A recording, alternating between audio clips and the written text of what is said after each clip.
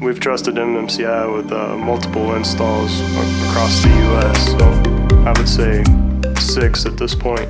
They get involved on the front end and the planning, working hand in hand with our team.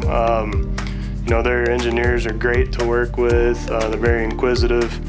They want to understand the environment, the process, everything about it. So we avoid a lot of potential pitfalls that could come about from a process like that.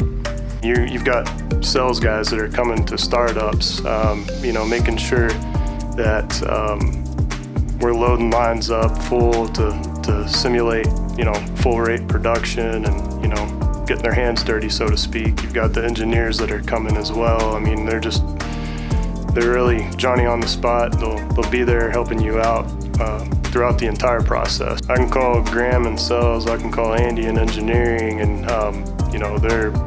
they're willing to help me out with whatever I need, and I've got direct line of communication to them. You're gonna get a great project, you're gonna get a great solution. You got a great team of engineers up there in St. Louis working on this problem. And then once you start the lineup, you know they're gonna be there for you. They're gonna be there working long hours with you. And then even once we hand the project over to the plant, they'll continue to be there for you and make sure that their equipment, their solutions run as planned.